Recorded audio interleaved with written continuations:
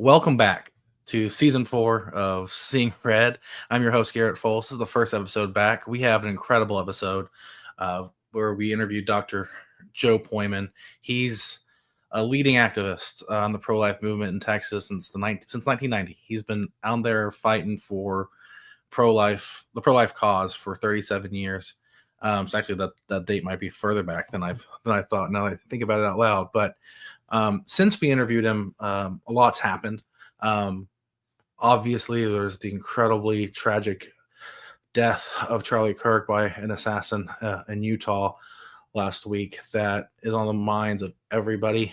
I thought about delaying it, but also thought about what it was that Charlie Kirk did, which was to talk about issues with whomever, and figured, we had already announced that when we were coming back, we got to get it back out there. So we're going to release it. And, typically this time frame or in the beginning of an episode is going to have me talking about a little bit more about what's happening in the day's news. And I'm going to have recorded interviews further back in time than we had in the past. So it's going to be, the interviews are going to be more just generically kind of covering issues in Texas without covering, the hot button, like what's happening that week issues. But I can't think of anything else to say that hasn't been said when it comes to what happened in Utah. So in that episode, something else happened, but since we recorded, another pro-life activist who's been on the ground working with Dr. Joe for a very long time passed away up in Dallas. Her name's Kylene Wright. There are funeral services that'll be happening soon. I believe they've been reported out. So if you're in the area of Mansfield near Dallas, you should look into if that's something you want to do to show your support for her family and for the movement that her contribution to the pro-life movement over the past decades. We do mention her briefly.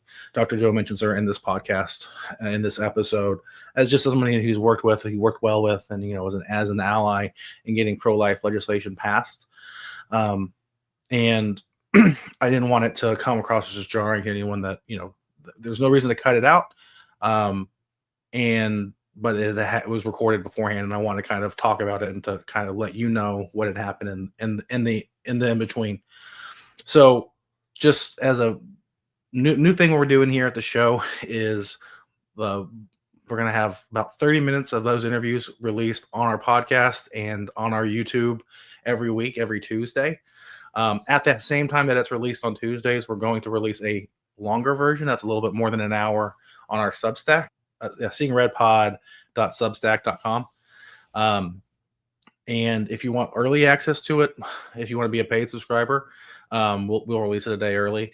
That's mostly just a way for folks to help me offset the cost of the podcast. As if it grows and we're able to use more to kind of help with advertising, we will probably start adding more benefits, especially for folks who were founding members and who helped it. But right now, that's just a way to help me offset the cost of different softwares I need to use to produce this in the time frame and all that fun stuff. Eventually, about 10 days after releasing it on YouTube, we will have the full episodes on YouTube as well. But if you see, we're talking to Dr. Joe and then we're cutting over to Substack now, that's just a way for us to have a little bit more control over making sure that people who are fans of our show see it and not relying on the algorithm here. We have some great guests lined up already. Already recorded episodes with Representative Mitch Little, and I have episodes lined up with Robert Downen and Tony Ortiz over the next few weeks. So the next few episodes will feature those folks. So just as an idea of what's happening and what we're going to be pushing out, we have a bunch of other folks we've talked to who we're in the scheduling process with. So we're really looking forward to being able to have kind of broad conversations and in-depth conversation with the people who are making news and who are contributing to the process of legislation passing, of politics happening in Texas, that in a way that isn't really done out there. And I figured that was a place where there's a lot of people who are covering what's happening day to day in the legislature, or who's covering people on the campaign trail. And I think it's a little bit more interesting for the folks who are following our show to be able to kind of have an idea of the larger picture at play a little bit more in-depth talk on a given issue instead of just what the talking points are when that issue is hot. So that's what we're going to be trying to do here with the revamp of the show. So with that, thank you so much for coming back, for watching us, for joining us. And I'm going to cut now to the interview with Dr. Joe. So hopefully you'll stick around, and make sure you like and subscribe, and go follow us on Substack. It'll be the first thing in the description, so that you can watch the full interview and get it into your inbox that whenever we release episodes each week. Thanks.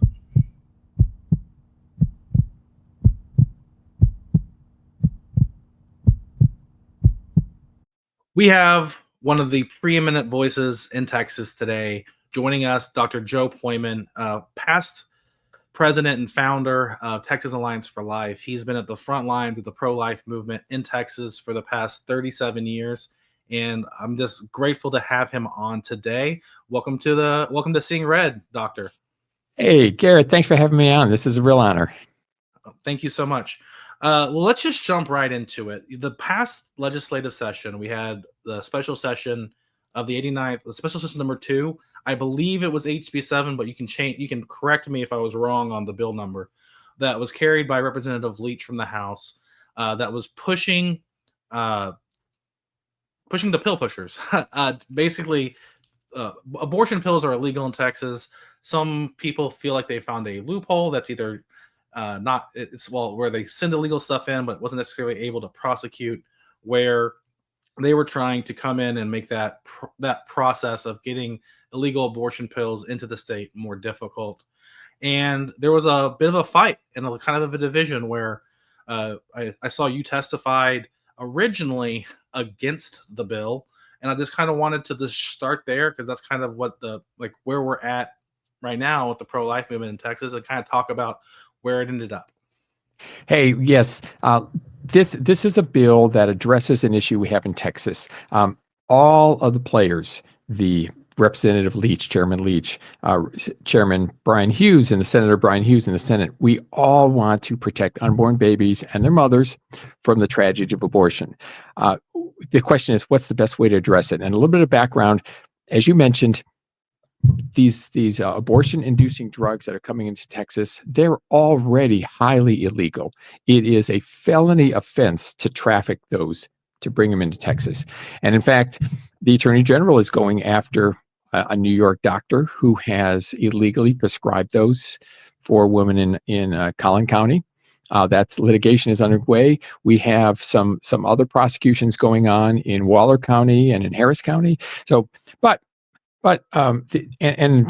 when our law went into effect a few years ago, shortly after the Supreme Court overturned Roe versus Wade, that was the Dobbs decision, and that was in June of 2022, a law that the legislature had previously passed a year before went into effect, the Human Life Protection Act, a very strong criminal law, the best in the country, if I can say that, really is the best in the country. It makes it extremely highly illegal to perform an abortion except to save the life or health of the mother, or to traffic these abortion pills.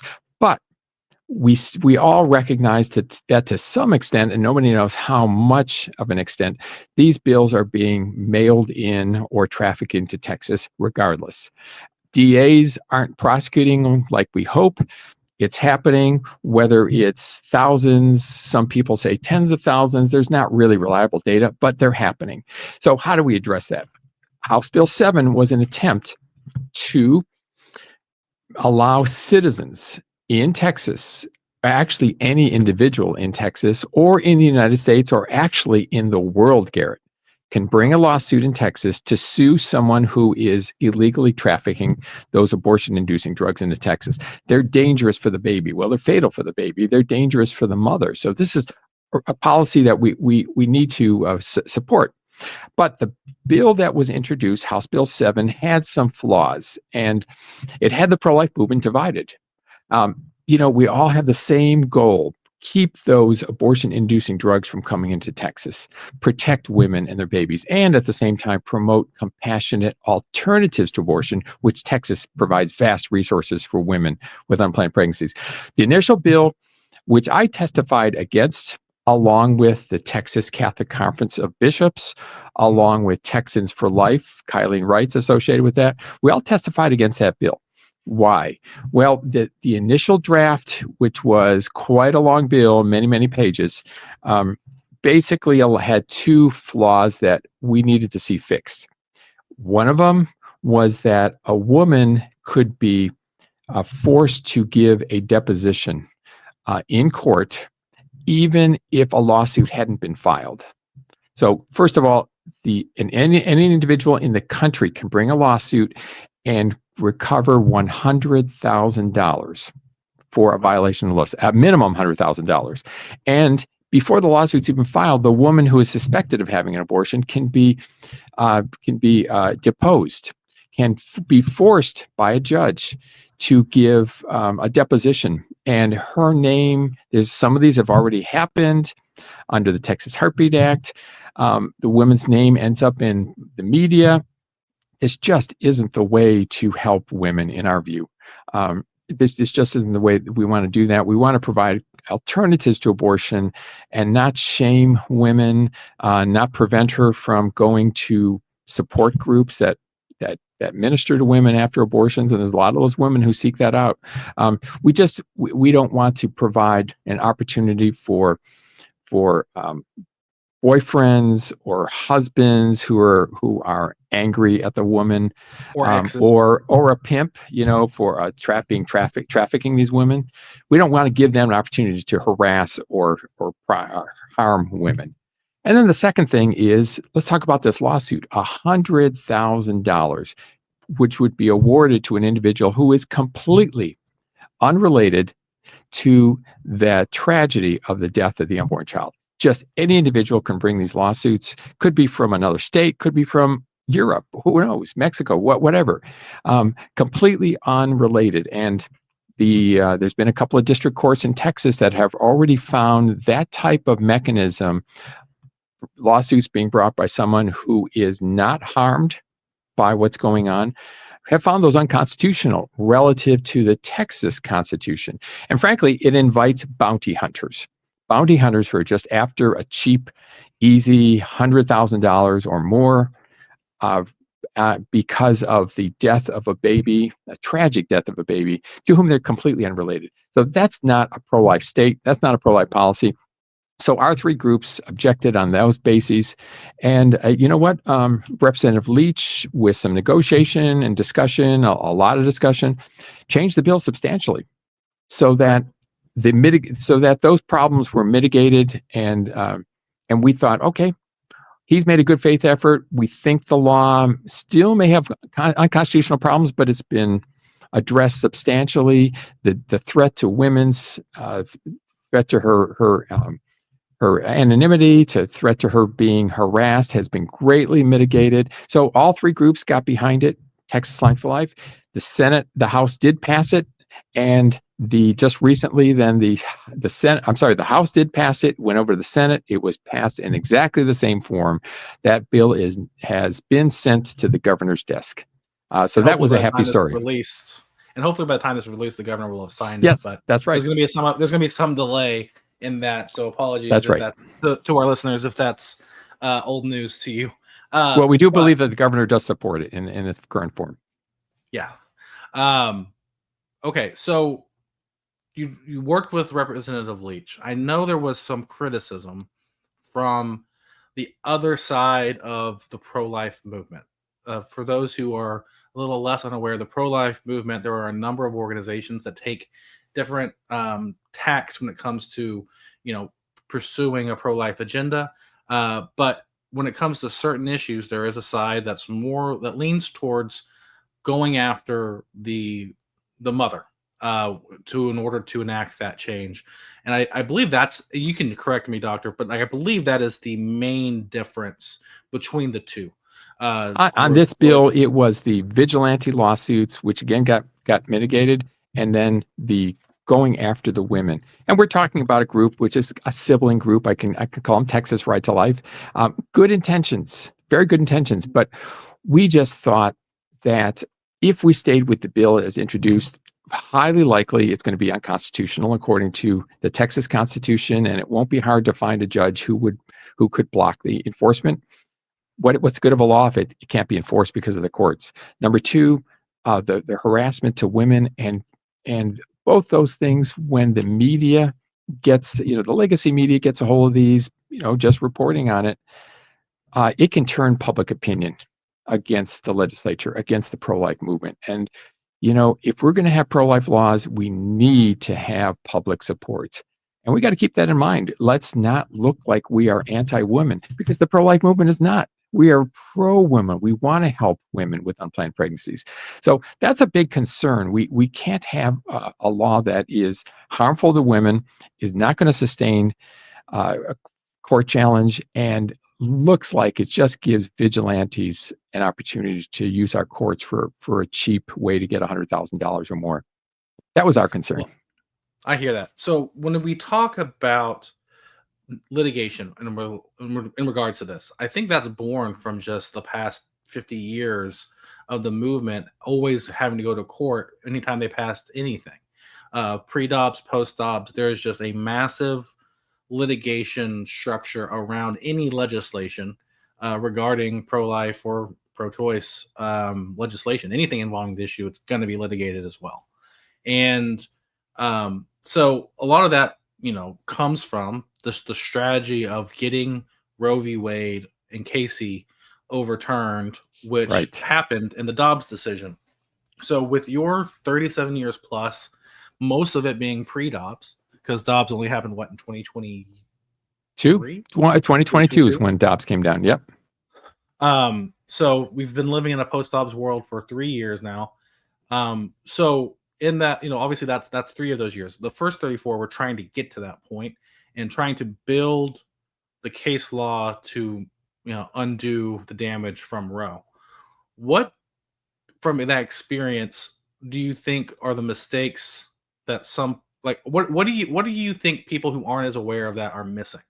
Because I see it as a situation where, there was a lot of fights, a lot of bruises, a lot of all that sort of stuff happening during the fight that kind of makes some folks a little bit more weary to take on other battles, and especially if they've been through it, but also they know where those attacks come from and how to kind of mitigate it from happening in the future. What do you think? Oh gosh, well, when I was with Texas Alliance for Life, we always looked at the laws that we recommended to the legislature, and when we'd ask members in the Senate and the House to consider authoring those bills, we always wanted bills that would withstand a court challenge, because passing a bill and asking the legislature to go through this torturous process to get a law passed and to the governor's desk, if it's going to get blocked by the courts and sustained by the higher courts, what's the good in that? That hurts. First of all, it's a defeat for the pro-life movement. So who wants to be on welcome us if we just ask people to adopt losing bills? I mean, that's not very convincing for members that when they want to take on a bill. The second thing is, public does not support losers. The public supports winners. So if our bills are losing in the courts, I mean, that's not going to help. Number three, if the state passes a law that gets blocked in the courts, the other side, the pro-abortion side, is going to get attorney's fees, and that can go into the millions of dollars. So do we want to lose public opinion? Do we want to lose the policy? And do we want to fund our opponents with millions of dollars? We get weaker and they get stronger. So that is not a winning strategy. So Texas Alliance for Life was always careful to support only laws that are going to withstand a court challenge, that are going to help build public opinion, that are going to help educate the public, and most of all are going to actually save lives and protect women. Those are the laws that bills that we have supported, and they worked out very well. You mentioned Dobbs. Okay, what was Dobbs about? That was, of course, when the United States Supreme Court, by a majority, blocked and overturned the terrible Roe versus Wade decision that had been adopted some 50 years before. And that law, that ruling came out in June of 2022. We had thousands of elective abortions every year in Texas, operating out of 23 licensed abortion facilities. They were all licensed. Very few were done in doctors' offices. They're basically licensed abortion facilities by Planned Parenthood and others. There were 23. There were 3 in Austin, for example, and 9 or 10 in Houston and around the state, El Paso and so forth. When the Supreme Court overturned Roe versus Wade, 2 things happened. The pre-Roe law that had been adopted back in the 19th century, the 1850s, 1854, when it was first passed, that was the law that the Supreme Court had blocked in Roe versus Wade. And that law went back into effect. So the abortion providers were immediately frightened. They immediately stopped doing abortions, and that went into effect. It wasn't clear whether the courts were going to uphold that law because it was drafted in 19th century language, and now they're drafted so much better. Second thing that happened, just a matter of weeks later, a law that the legislature had passed the year before, called the Human Life Protection Act. It was set to go into effect if ever the Supreme Court overturned Roe versus Wade. Yeah. And it did go into effect in August of 2022. That was the last nail in the pro-abortion coffin. That sealed it. All the abortion facilities, they relinquished their licenses to practice medicine, or they let them expire. Not a single legal abortion was performed after that. Only abortions, except to save the mother's life, and it had a very important life of the mother exception. So that was a great success story, but immediately there was a court challenge. And a court challenge of several women who claimed that the abortions weren't able to be done to save their lives, or that the law should have allowed them to have abortions in very difficult cases when the baby had a terminal diagnosis or a life-limiting diagnosis. We're talking about trisomy 18 or some other really tragic cases, and just really difficult cases. They wanted to have abortions. That case went all the way up to the Supreme Court, and the question is the language ambiguous? Is it unclear? Is it overly restrictive? And the Texas Supreme Court, on a 9-0 opinion, completely upheld a law. They said it is constitutional relative to the Texas Constitution, and it's clear for physicians to understand what's an elective abortion and when is there an abortion necessary to save the woman's life. And they completely upheld the law. And by the way, doctors are able to perform abortions to save women's lives in those very rare and very tragic cases when it's really necessary. Are there any numbers on how many of those abortions, those legal for the life of the mother abortions, took place in Texas over the past few years? It is. We do have numbers because they have to be reported. First of all, they're not done in these freestanding abortion facilities that were poorly regulated. They're all done in hospitals. And we're only talking about, it's human lives, but we're talking about 5 to 10 per month. Now, that's in a state, Garrett, where we have some 400,000 pregnancies every year. So we're talking about maybe 100, maybe 60 to 120 of these abortions done to save women's lives in a state with 400,000 pregnancies. So I think the law is working in that. In those rare cases, doctors can perform those abortions to save women's lives. No doctor has been prosecuted under the law. No doctor has been sued. No doctor has lost his or her license. No woman has lost her life for lack of an exception in our law. So I think it's been very successful. I really applaud the legislature and the governor for passing and signing into law the Human Life Protection Act. Who carried that bill? That was by Giovanni Capriglione in the House and Senator Angela Paxton in the Senate. And then Speaker Burrows carried the There was a bill that was passed the same session called the Heartbeat Act. That was very successful, but in a more limited fashion. And that prevented abortions after the baby's heartbeat is detected.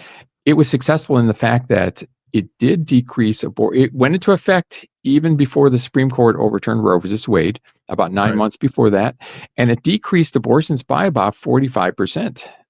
So we went from 5,000 abortions per month to about 3,000. That's pretty substantial. That's a lot of saved lives, and that was carried by Shelby Slauson in the House and Senator Brian Hughes in the Senate. Okay. That's awesome. So one of the things that came out after the Dobbs decision was we like pretty much went right into a midterm election. In that midterm Yes. election, there were a number of ballot initiatives and a number of people, incumbent like Democrats that we were expecting to beat in kind of like a wave type year, that were able to hold on. A lot of people attribute that to Dobbs helping Democrats because people were mad about the decision.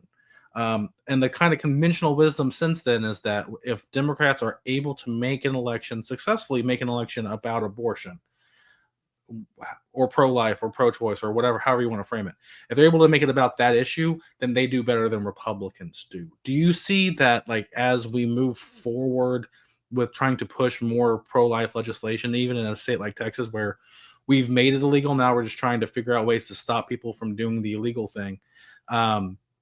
Like, do you see that? Like, how do you see that playing out over at the ballot box? Well, if it is the case that the abortion issue is hurting pro-life candidates, I'm going to admit it.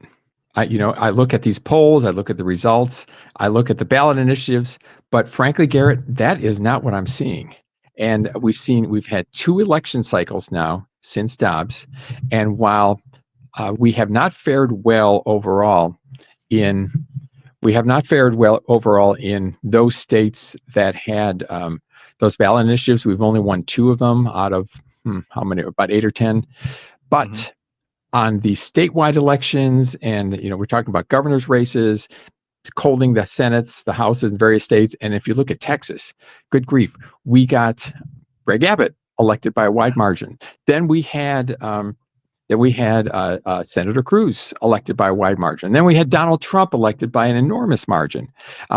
We held the Texas Senate, we held the Texas House, and if it's having the effect, we would see losses of seats. And we were preparing this last election cycle. We were thinking, oh gosh, Garrett, we're thinking, what is it going to be? Half a dozen to a dozen lost House seats, Texas House seats, in the Texas legislature. Nope, didn't happen. Did not happen at all. And so, I think the numbers speak for themselves. The ballot initiatives we're finding out are really detached from the elections of people. And that's what we're finding out. So, for example, in a state like Ohio, which lost a ballot initiative, from our point of view, they amended their constitution to include a right to abortion, but the governor there got reelected. We had, and so forth. So the legislature, Republicans held their majorities in the House and Senate in Ohio. And this happened in a number of other states. So I think we have to be concerned about public opinion, and we have to talk about, in a very positive manner, that we're talking about protecting the lives of unborn babies. We're talking about promoting compassionate alternatives to abortion. We have to do that. At the same time, we can't back down from where we are. We're talking about human lives. But I think the numbers show we can do it, and we have been doing in a way that allows Republicans who are pro-life to thrive, because they have been. As you've talked to candidates in Texas, but maybe from other places, what sort of advice do you give them whenever this issue pops up? Like, what are you saying? How are you asking them to frame an issue, or what are you seeing are the ways in which it's effective to pro-life candidates to message to not just conservative, but to, first of all, the persuadable voters? They are talking to me, which is a good sign. They're not ignoring me. Okay. So that was a really good sign initially. Does anybody want to talk to Pojman anymore? Well, actually they did. And we help them talk about the hard cases. If the woman is tragically raped and becomes pregnant, how do you handle that? And the governor of Texas, Governor Greg Abbott, did not back down on that issue. He held firm, and it worked. It worked. It wasn't not in a mechanical sense, but he was completely honest and explained the issues. Yeah, we have to treat women. We have to prosecute those people who redouble our efforts to prosecute rapists. He did make that point, and also pointed out that hospitals have treatment, morning after pill, which is not an abortifacient. It doesn't take the life of an unborn baby. It prevents pregnancy, and that is is available, and we need to promote that. That was a great point. I will point out that there was a lot of media claiming that women were dying because of Texas law, and case by case, they were tragic cases where women died not because, and we're talking about a handful, 4 or 5 that the media, like some of the really pro-abortion media, brought up.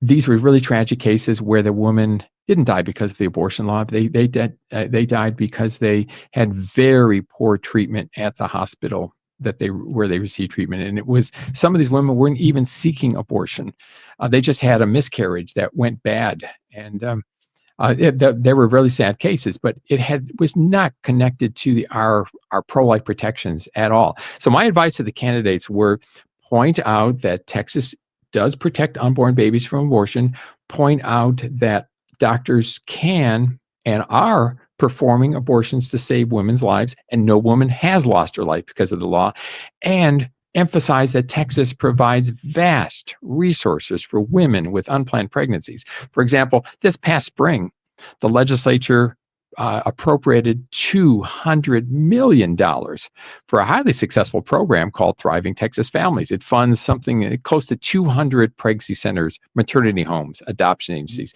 Emphasize the resources. And why does a woman seek the desperation of trying to seek an out-of-state abortion or illegal abortion-inducing drugs that you don't even know what's in the envelope when you open it, and it's unmarked, and there's no physician's name associated with it? I mean, why would a woman be driven to that type of desperation?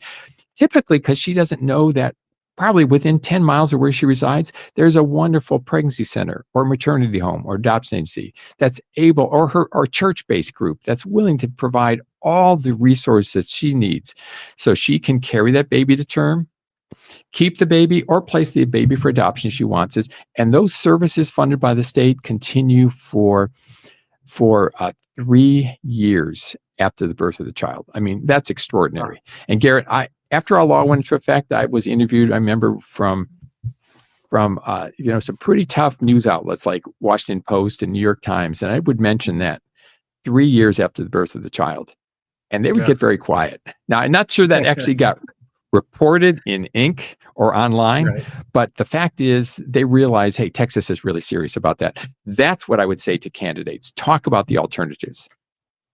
Well, and I think that's a good thing to bring up. And I would also mention that one of the criticisms of the pro-life movement or pro-life legislation generally that you see when you are in the cesspool that is X or Twitter, whatever you want to call it, that you see is the flippant remarks of pro-life not only being pro-birth and not talking about it. And I think this is, first off, that's a great starting point that the state does have those things available. I have always been of the opinion before Dobbs and to this day too, that it would be the best thing to do for the pro-life movement would to not only focus on when and how to restrict abortion, though obviously you have to focus on that to a degree to push the agenda, but to also expand and to focus a large portion on helping young families, being more pro-family and not just pro-life, because I think pro-family is pro-life, right? But like daycare is expensive. Then you have to make the decision of, do you do daycare? Do you not do daycare? Regardless, it's going to cost a lot of money, and that's just one part of it. I think that it's important to when we talk about it is that we're actually listening to what people are saying that the problem is. It's not just that abortion is illegal or illegal. It's that being a parent is always going to be difficult and has always required there to be a community around the parents as they're raising the child to help and nurture them. And that, in some situations that especially when people don't necessarily have that familial network or close friends or church community to lean on, like it can become very, very difficult. And we, as like the people of Texas and the United States, need to rally around our fellow citizens to provide that assistance when their family isn't able to do so. That's that's where I fall on it. I think that when people come out, especially younger people, childbearing age, college age, they sometimes are deathly afraid of being pregnant. Why? Not because they think they're going to die or anything, no. I mean, there's some people that say that, but really it's, what am I going to do with this baby? How am I going to fund it? Am I going to drop out of college and so forth? And the answer to all that is no, you don't have to. Texas provides vast resources. There are some 300 by our count when I was with Texas Line for Life, pregnancy centers, maternity homes, adoption agencies, and just countless. We couldn't even keep track of all the church-based programs that help women. Now, you have to be willing to ask for help. But if you ask for help, the resources just start coming up, and you realize it is very doable. It is very doable. So I think that's, if the pro-life movement is remiss, it's that we haven't done enough to advertise that those resources do exist. Because probably a pregnant woman, suddenly she finds herself pregnant. Of course, there's reasons for all that, and if you're having sex when you're not ready to get pregnant, that you're taking that risk. But okay, let's suppose you are pregnant, or you are married and you're low income, whatever. You need to know that it's very easy to find a center with a Google search, someone who can help you, and probably that organization is within a short period of short distance of where you live. All their services are free, and this pro-birth stuff, it just is such a trivial, it's such a trite stereotype that's just kind of ridiculous. But whenever I go to these pregnancy center dinners, and there's just some 300 across the state of Texas, I mean, that's just vast resources. They're always asking for diapers, donations of larger sizes. Okay. Oh yeah. Not just newborns. Why? Yeah. Because they're helping patients, for their clients for months and years after the birth of the child. And the state's program is funding them for years. And kids grow out of newborn diapers pretty fast. They get to ones and twos and threes pretty quickly. So they're asking for 4s, 5s, and 6s. I mean, for you parents, you know what that means. That's an older baby. Yeah, 4s last a while. You can buy them in bulk for a while once you get to 4s and 5s. Anyways, parents will know what I'm talking about.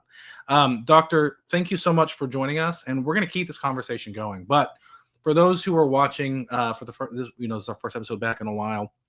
We're changing up the format a little bit, and we're changing where we're putting everything. If you're listening to this on your podcasting platforms, or if you're watching this on YouTube, the rest of the episode will be available in about 10 days on YouTube or on that platform. But in the meantime, if you want to hear the rest of it now, you can go to our Substack, seeingredpodcast.substack.com. And for free, just do the free sign up, and you'll know when the episodes drop. It's the full episodes, and you can see the rest of the episode with Dr. Joe and I talking even more in depth, going to really deep dive into the kind of the granularity of this issue over the next 20 to 30 minutes. And if you want to hear it even sooner in the future, episodes are released on Monday, and they're full entirety on Substack to those who want to pay to subscribe. So thank you if you're on the YouTube. We'll see you next week, or we'll see you when you want to watch the episode. But Dr. Joe and I are going to keep talking. So go to Substack now, subscribe, and check out the rest of the episode.